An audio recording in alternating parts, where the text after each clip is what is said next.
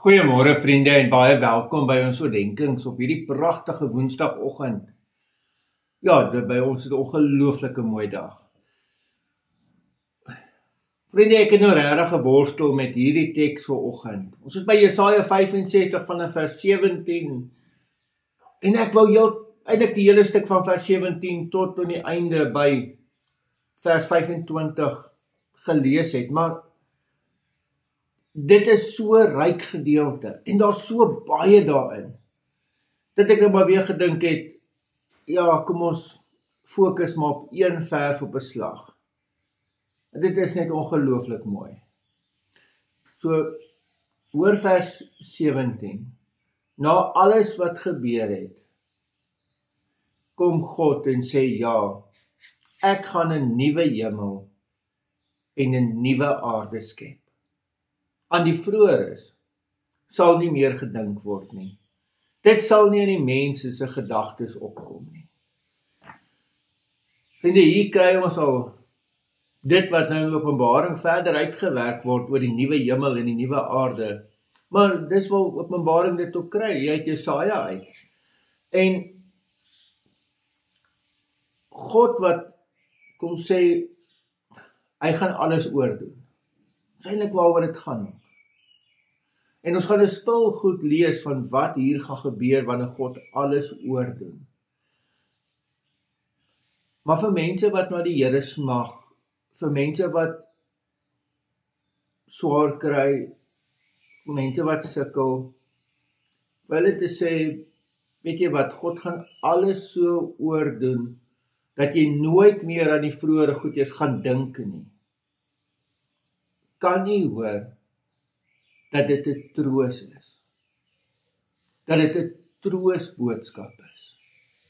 Wanneer die Here sê ek gaan 'n nuwe hemel en 'n nuwe aarde skep, dan is dit 'n troosboodskap vir gelowiges. Daar is 'n sig van verligting by gelowiges. En ons gaan die reaksies sien. Ek wil dit nou nie vooruitloop nie, maar dit is nou moeilik om net te sê oor die volgende vers nie. Maar dit gaan ons môreoggend doen. Maar dan gaan jy die reaksies sien, maar hoor dit as God se troosboodskap.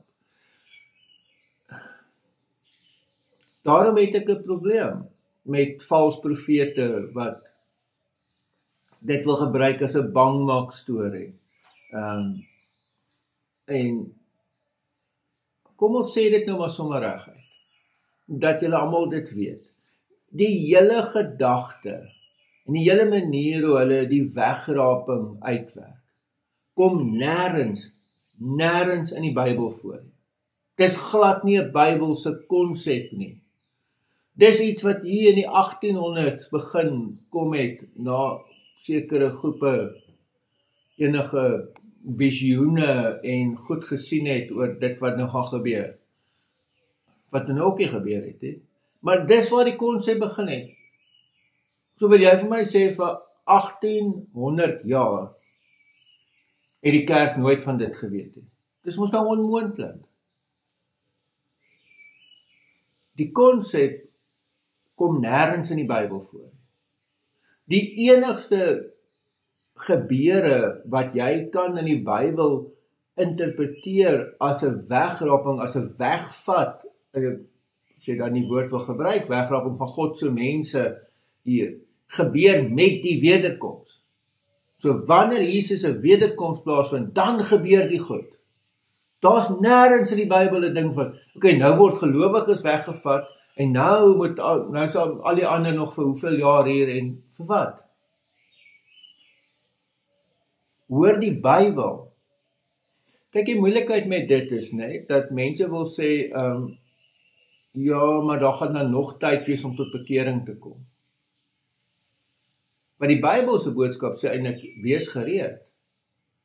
Jy moet lewe dat jy altyd gereed is. Want wanneer die Here Jesus kom, is die tyd verby. Daar is nie dan nog tyd nie. Daar's nie 'n tweede kans nie. Wat die leer van die wegraping eintlik vir mense 'n tweede kans wil gee. Daar is nie so iets in die Bybel nie. Maar ja, die omstandighede het nou gemaak dat ons bietjie afgedwaal het van die punt. Die punt is net, God gaan alles oorskep ter wille van homself, ter wille van sy kinders, waar dit dan perfekte harmonie tussen God en sy mense gaan wees. En dis 'n geweldige troos.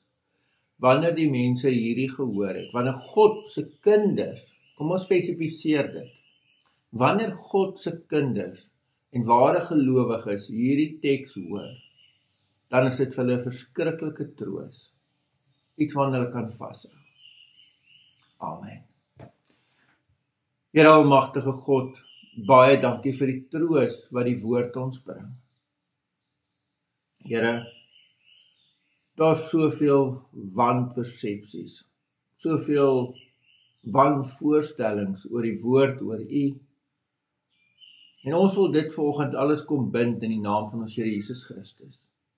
En ons wil vra, Here, dat ons aan U woord kan vashou in die naam van ons Here Jesus Christus. Amen. Vriende, mag jy 'n baie mooi en 'n baie geseënde dag hê. Totsiens.